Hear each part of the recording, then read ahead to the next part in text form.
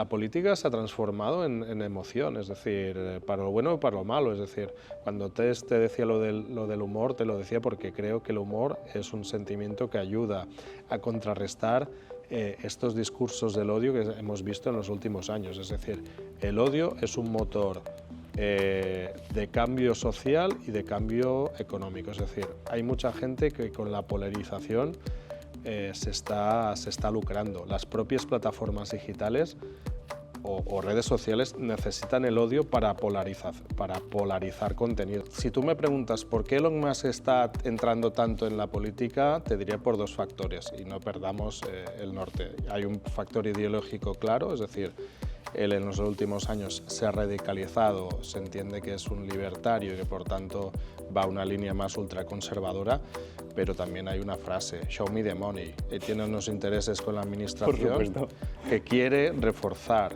ya sea Tesla, Starlink, Twitter y todos los Space y todos los contratos que tiene con las administraciones.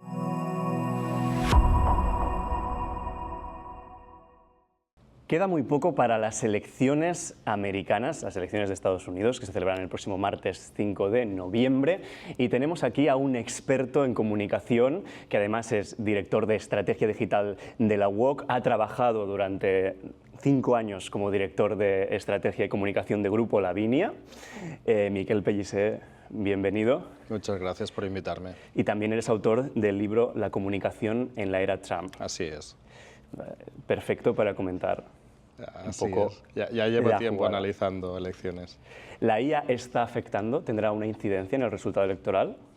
No te diría que tenga tanto una incidencia en el resultado electoral, aunque podríamos verlo, pero sí que en todos los campos de la comunicación, el marketing político y de alguna forma la perspectiva electoral tiene diferentes formulaciones y diferentes derivadas. ¿Desde qué punto de vista? Obviamente estamos viendo que hay todo el efecto de la desinformación, las deepfakes y por tanto contenidos creados con IA generativa, y aquí hemos visto pues los casos de Trump soportando el mensaje contra la inmigración a través de imágenes, a través de vídeos, etcétera, etcétera. Que habían sido creados, digamos... Correcto, con IA generativa. Después toda la parte de deepfakes desde el punto de vista también de modificaciones de vídeos y sobre todo de audios. Y obviamente también la IA sirve para de alguna forma ayudar a verificar a verificar todo el volumen de contenidos que se están vertiendo, es decir, una parte también de verificación y de fact-checking. En la parte más predictiva, pues obviamente, es decir, todo el tratamiento de datos que surgen alrededor de las elecciones en cuanto a datos estadísticos, votantes, etcétera, etcétera, y comportamientos también. La IA ayuda a entender el comportamiento, establecer patrones y al final ver de qué forma se puede hacer una prospectiva para intentar establecer hasta qué va a pasar en las elecciones, a pesar de que hay muchas incógnitas y la IA no lo va a resolver todo. Tenemos un actor nuevo recientemente que se ha unido a la campaña electoral de Donald Trump, que es Elon Musk. ¿Cómo crees, qué impacto tiene a nivel comunicativo que una de las personas más ricas del mundo de repente dé un paso adelante con el poder que tiene él, siendo también el propietario de una red social tan importante como X, bueno, Twitter? Sí, pues te diríamos que es el gran factor X. Y el factor X por tres aspectos. Porque está financiando la campaña, porque se está convirtiendo casi, podríamos decir, en el compañero de ticket electoral de Trump, es decir, hay un vicepresidente oficial o candidato a vicepresidente que es Vance, pero de alguna forma Musk ya puede y está haciendo mítines él solo con la audiencia y con los seguidores trumpistas. Y obviamente el tercer factor importante es lo que tú apuntabas, que siendo el propietario de X, todo el desarrollo del algoritmo y de favorecer a ciertos perfiles pues ciertos perfiles de características ultraconservadoras, pues también está favoreciendo que el contenido más liberal quede más escondido y de alguna forma, sin tapujos, esté promocionando contenidos... Es decir, ¿se está modificando Sí. el algoritmo de...? Sí, y aparte el hecho que Musk incidiera en este tema de la libertad de expresión, ya hizo, primero, desbloquear perfiles que habían sido penalizados, el propio Trump y otros seguidores, y después que hay un trasvase de personas que estaban en otras redes sociales a favor de Trump, que han vuelto y están en la red social, y que de alguna forma también esto hace que mucha gente que tiene un perfil más liberal, demócrata, etcétera, esté huyendo de esta red social. O sea, que es un factor muy interesante. Fíjate que en el 2016 hablábamos de la gran incidencia que tuvo Cambridge Analytica en la modificación de percepciones y de impacto de toda la publicidad a favor de Trump y en contra de Hillary Clinton. Pero es que esto ya no es que se use Facebook o una red social para un uso determinado, sino que la red social... el propietario de la misma red social está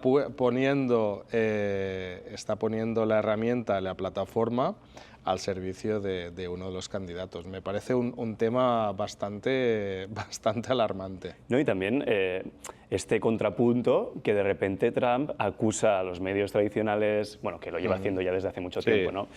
Pero también lucha, ¿no? Diciendo, no, es que la CNN es fake news, es que esto es fake news, ¿no? Como que también existe esta historia de que él mismo no autoexamina tampoco la situación de la que es beneficiario. No, totalmente. Es un perfil que tiene sus contradicciones y que las sabe jugar muy bien. Me remito también al 2016, cuando ya iba con toda esta cantinela de que los medios manipulan, que los medios son el enemigo del pueblo. Me acuerdo que una de las primeras intervenciones que hizo en el 2017, cuando ya era presidente, fue en la sede de la CIA, y ahí acusó a la prensa de ser el enemigo número 1 del pueblo.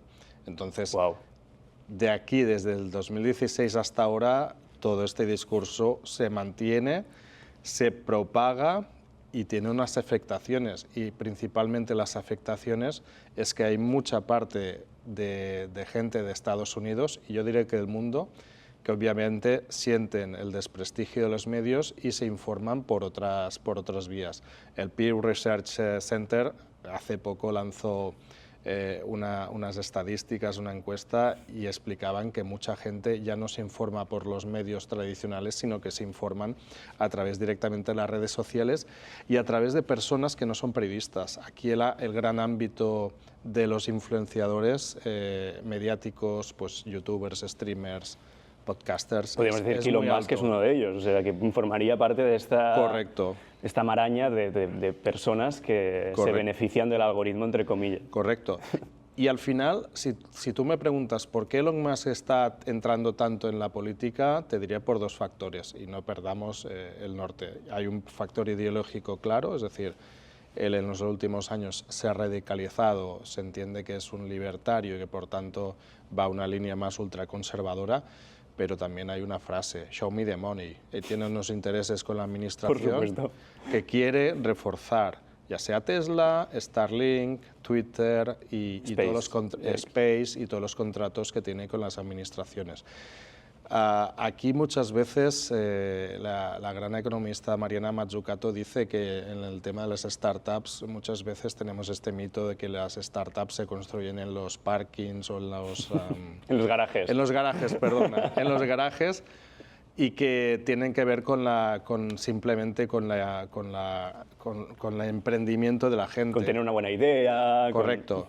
La financiación de muchas de estas startups y de estos grandes proyectos también viene por los grandes contratos que firman con los gobiernos.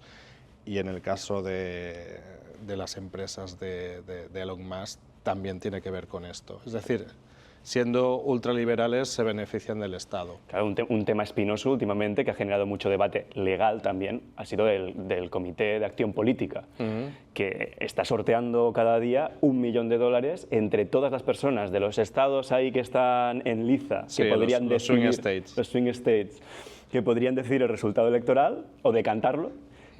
Y de repente se está haciendo esta acción que no se sabe muy bien qué implicaciones tendrá. ¿Cómo lo has vivido esto? ¿Tú cómo lo Bueno, entiendes? tiene muchas implicaciones porque al final está prohibido utilizar dinero para comprar votos. Obviamente, es un tema que se escapa de toda lógica democrática. Lo que pasa es que los tiempos legislativos y lo que se está haciendo tiene un recorrido legal que de alguna forma ahora mismo no se puede parar o de alguna forma el fiscal general del Estado de Estados Unidos lo está analizando, pero este análisis no significa que se tomen medidas ni mucho menos a corto plazo, porque los tiempos judiciales son todavía, lo del Capitolio todavía se está Exacto. viendo qué es lo que pasa. Lo del Capitolio que pasó en el año 21, pues aún hay estas dudas, estos procesos judiciales y no se están marañando de tal forma que no hay una resolución. Por tanto, estas acciones a muy corto plazo no tienen una respuesta de prohibición o de legislación. Menudo test de estrés que están sufriendo las instituciones americanas también, ya si nos ponemos más en el ámbito politológico, ¿no? Sí, totalmente. Es decir, yo creo que la democracia estadounidense es fuerte, tiene unos balanceos muy interesantes entre el poder presidencial, el legislativo y el judicial. Lo que pasa es que se está estresando de tal forma que yo creo que las costuras ya se están empezando a ver. Trump tiene un estilo de comunicar muy propio, ¿no? Podríamos decir que muy adaptado a los tiempos que corren, se aprovecha de estas nuevas tendencias de los memes, de la repercusión. ¿Cómo crees que ha cambiado la forma de comunicar en la política la influencia de Donald Trump? Pues te diría que exactamente lo que dices. Es una persona que ya en 2016 era un veterano, pero básicamente ha revolucionado la comunicación política y ha condicionado en gran medida el ecosistema mediático en los Estados Unidos. No es solo Trump, tiene un equipo, a veces se simplifica desde el punto de vista de la estrategia política o marketingiana a su entorno, pero ya solo el hecho de en 2016 de trabajar con empresas como Cambridge Analytica ya de alguna forma daba a entender que tenían claro cosas que a lo largo de los años se han visto que eran muy revolucionarias. En su caso particular, pues es una persona pues, que obviamente tiene un instinto comunicativo fuerte, ya no solo cuando ha sido candidato, sino cuando era pues empresario, ha trabajado en el mundo del espectáculo, del entretenimiento, del ámbito deportivo, financiero, etc. Y ya en todos esos momentos y ámbitos ya había trabajado una comunicación muy directa, muy emocional, muy simple y muy basada en verdad, en utilizar y manipular los medios para su fin. Entonces, todo esto lo ha revolucionado porque al final yo defino un concepto que es la Trump Communication Machine, es decir, toda la maquinaria propagandística y comunicativa de Trump tiene que ver pues todo el desarrollo de estos nuevos medios digitales muy enfocados en la derecha alternativa americana. Todo el tema de las redes sociales están haciendo y han hecho cosas muy interesantes.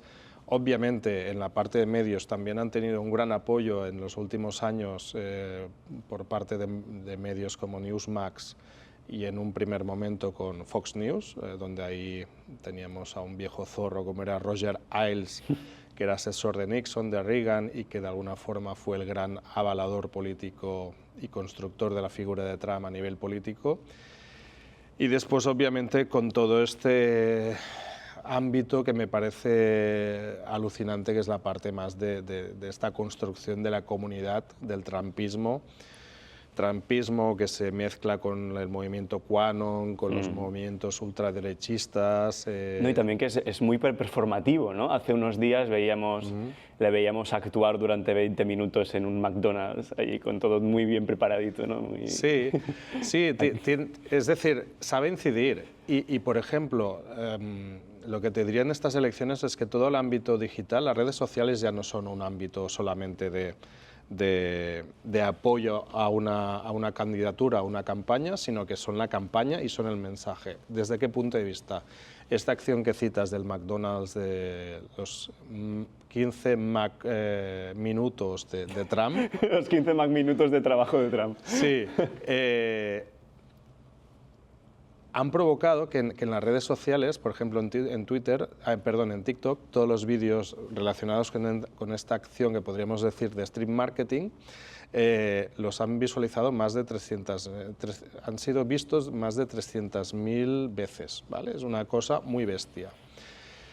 Esta acción de stream marketing real se ha transformado desde un punto de vista en un mensaje digital que se distribuye y que los medios compran. Es decir, esta compra de los medios, aún los medios se tragan toda esta escenografía. Y después, todo esto se traduce en que la percepción en las últimas semanas de Trump es bastante más positiva que hace un tiempo. Es decir, ver a Trump hacer el teatrillo ha tenido un impacto no solo digital, sino en la percepción de voto y en la percepción del personaje. O sea, por eso te digo que las redes sociales ya no son un instrumento más, sino que son el instrumento que fija los mensajes. Incluso si tú miras una red social u otra, ya estás, de alguna forma, podríamos decir, mostrando tu simpatía con uno u otro candidato, o como mínimo ideológicamente. Bueno, en el caso de Estados Unidos, que por ejemplo hay dos redes sociales que aquí no tienen impacto, como pueden ser Truth Social, que básicamente es la red que fundó Trump, y después Parler, que es una red social muy de ultraderecha, sí, son significativamente de estas características políticas, de esta ideología. En el caso de otras redes sociales te diría que es más difícil. ¿Por qué? Porque tradicionalmente, y los periodistas lo vemos, Twitter siempre ha sido la red social de... la conversación política. De conversación política, de diplomacia digital y del ámbito de los medios / periodistas. En este momento te diría, hay otras redes sociales como Blue Sky que están apretando fuerte, Threads de Meta, pero aún no tienen el nivel y la agilidad que tiene Twitter. A pesar que te digo que Twitter ha llegado, o X ha llegado a este punto de ser una red muy tóxica. Por tanto, te diría, ¿todos los que estamos en Twitter somos votantes de Trump? No, ni mucho menos, o no somos votantes de la ultraderecha. Pero como estamos en este ecosistema que básicamente llevamos muchos años en todo esto, pues es difícil cambiar. Sí que obviamente hay instituciones, personas que se han significado y han dicho, no, a partir de ahora yo ya no estoy en Twitter porque es la red social de Elon Musk, por tanto es la red social que apoya a Trump. Pero es difícil salir de este ecosistema y buscar porque ya están hechas las alternativas. Relaciones, ¿no? O sea, ya están establecidas. Es complicado, a pesar que ya te digo, yo creo que tenemos que replantear en nuestros hábitos de consumo de redes sociales cosas nuevas. ¿Por qué? Porque ya vemos el impacto en la salud mental que tienen muchas redes sociales. Esto podría dar para una entrevista propio. En Estados Unidos, por ejemplo, todo el tema de las redes sociales como Facebook o Instagram ya se está viendo y TikTok últimamente también. Y TikTok también, es decir, el poder adictivo que tiene TikTok en cuanto a la usabilidad, la experiencia de usuario es tan alta que es peligroso porque el consumo sube, las dinámicas se establecen, etcétera, etcétera.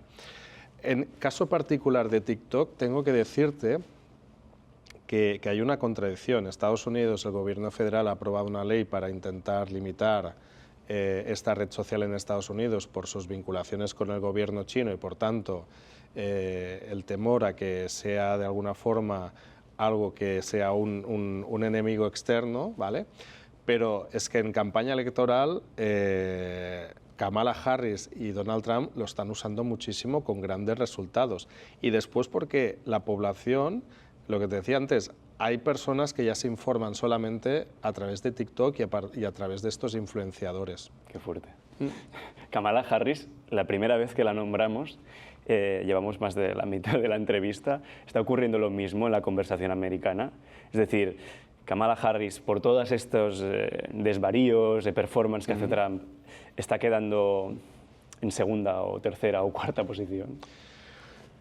Te diría que en las últimas semanas adivino, y no quiero hacer una predicción, porque no soy analista político puramente, pero sí que la percepción que se tiene es que está perdiendo fuelle, y esto es peligroso. Está perdiendo fuelle por dos ámbitos, porque creo que de alguna forma este boom que hubo a partir de julio-agosto está perdiendo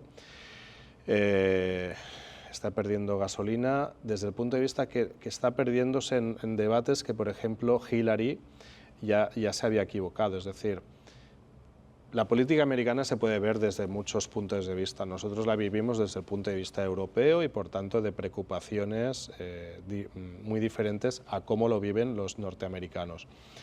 Y aquí creo que Kamala está basándose mucho en un ataque frontal a Trump en temas de si es un peligro para la democracia, si es un peligro porque habla con Putin o elogia a Hitler, etcétera, etcétera.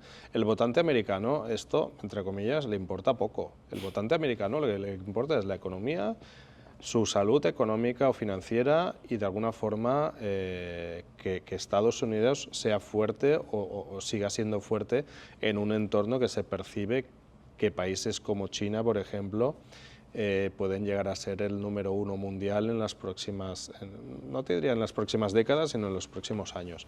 Por tanto, el votante no está tan significado en estas cosas. Y la percepción que tiene el votante americano, en muchos casos, es que Trump se le va la olla, pero en temas de economía seguramente puede llegar a tomar medidas que les favorezcan.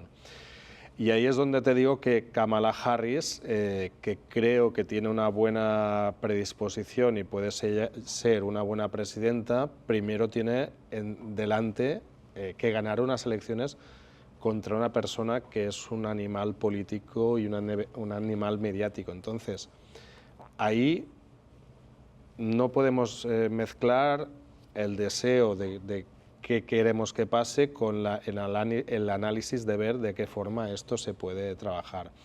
Fíjate, y es significativo que en los últimos mítines, así como Tim Walz, el ticket entre Tim Walz y Kamala, pues ha sido fuerte. Ahora han introducido pues ya los ex presidentes Clinton y Obama.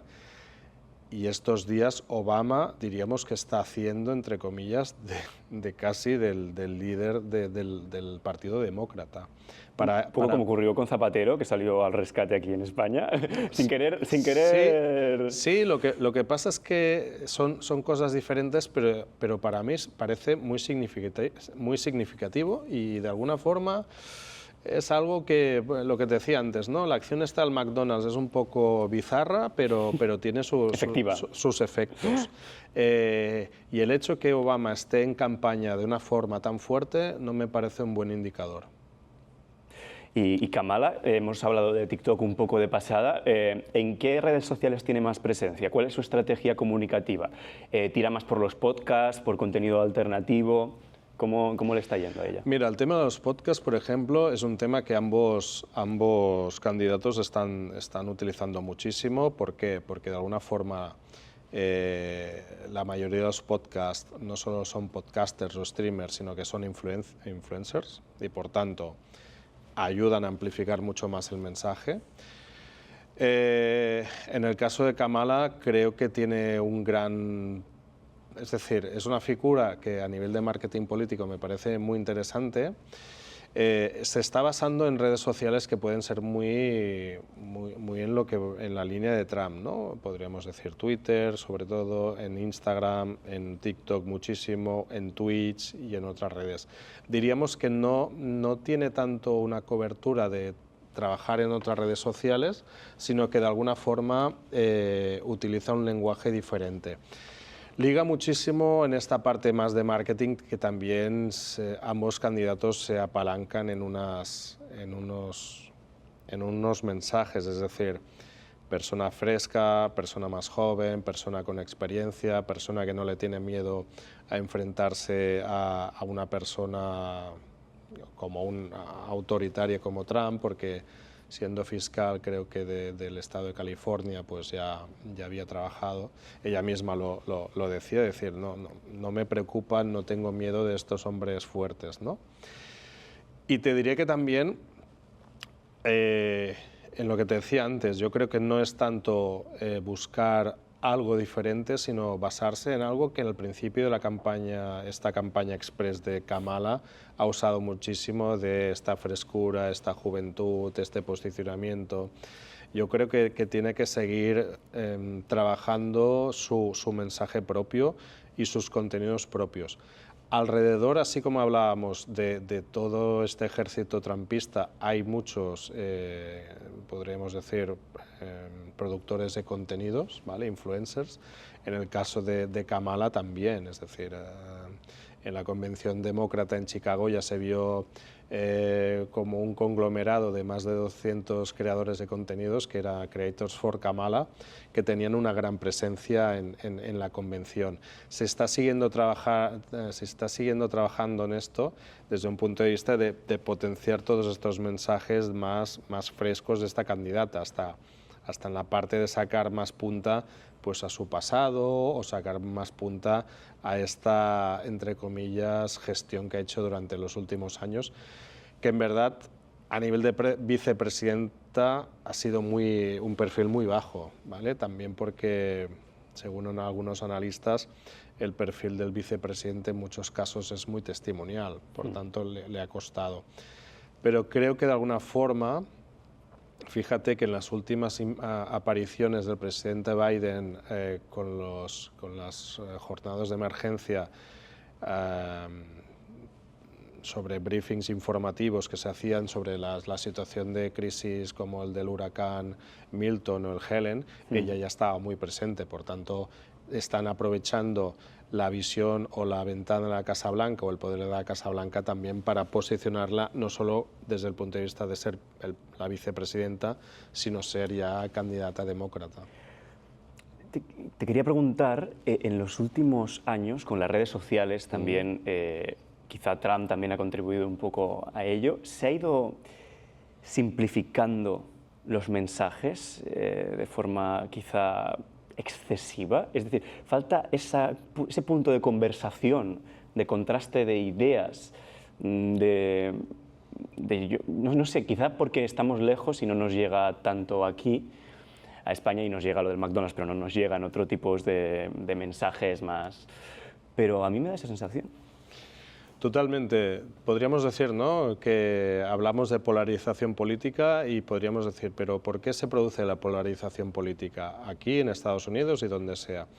No sabemos si porque vivimos tiempos muy agresivos en cuanto a la confrontación política, o yo te diría que para mí es una hipótesis de que, lo que te decía antes, el ecosistema digital en el cual los medios de comunicación y las redes sociales y las plataformas digitales tienen un lenguaje propio de simplificación de mensajes, impacto audiovisual, impacto emocional, trabajar lo que es esta influencia de estas personas que de alguna forma tienen sus propios canales, YouTube, Twitch, etc. Yo creo que de alguna forma te diría que las redes sociales han contribuido en mucha medida a esta poca consideración del debate político desde una visión más de foro, de comunidad, de visión más de agora pública, seria, digital, seria, etcétera, más formal. Se ha simplificado tanto que ahora la polarización es muy alta. Y te diría que quizás lo del McDonald's de Pensilvania es una anécdota, pero son tendencias que aquí en el marketing político llegan muchísimo.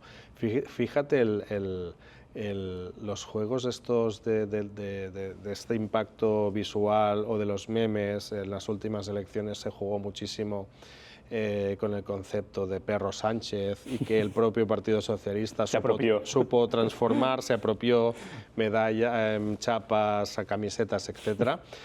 Creo que es un indicador de cómo esto se está produciendo a nivel global. Lo vemos en otras elecciones, hasta la manipulación o el intento de manipulación a través de trolls, a través de contenidos deepfakes, a través de inteligencia artificial, etc. Creo que es una contaminación global que estamos viviendo y que en cierta manera es peligrosa porque la polarización política se inquista en polarización social, ¿vale?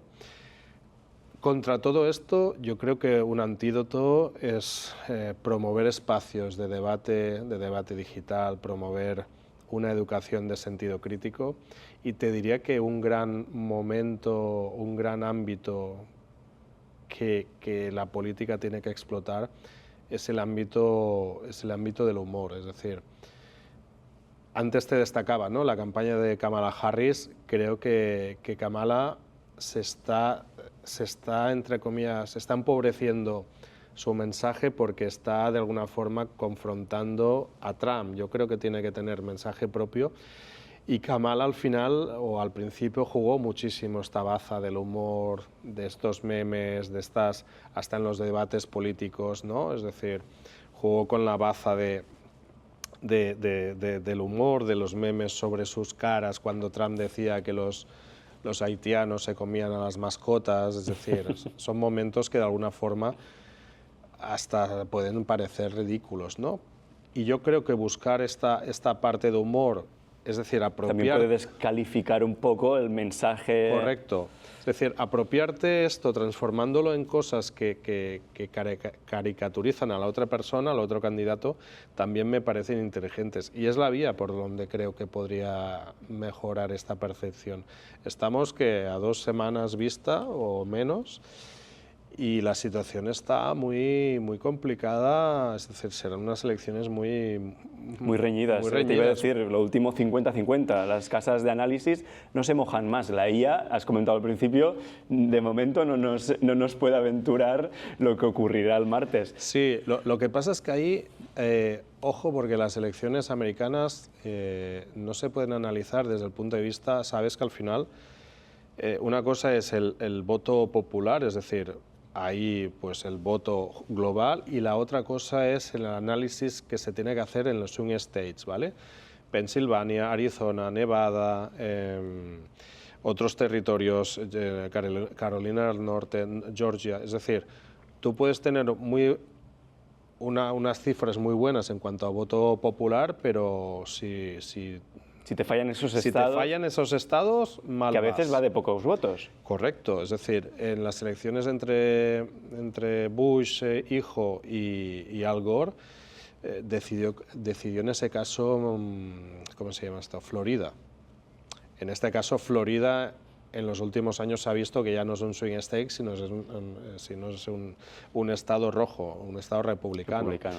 Pero justamente jugar la baza, y por eso están trabajando tanto en Michigan, en Pensilvania, en lo que es el cinturón del óxido, y después la parte más de Arizona, Nevada, todos estos estados. Donde Elon Musk está sorteando este $1 millón Correcto, ¿no? diario. Correcto, sí, sí. Es decir, ahí es donde se juegan las castañas unos y otros. Te iba a decir, la IA no se va a mojar porque ya sabemos que no estamos todavía en este punto, pero tú como analista, como experto en comunicación, ¿a quién le ves más posibilidades?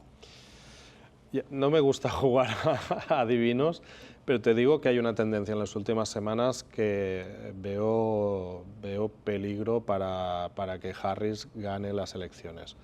Y esto obviamente nos tendría que preocupar y tendríamos que analizarlo desde un punto de vista de ¿Ves peligro? Es decir, que no crees o que no ves tan probable. Yo creo que ahora mismo diríamos que Trump puede tener muchas posibilidades de ganar, ¿vale? Y esto a nivel de geopolítica global tiene sus implicaciones clarísimas. Ya las vimos en el primer mandato, pero en este segundo podría incluso entrar más envalentonado.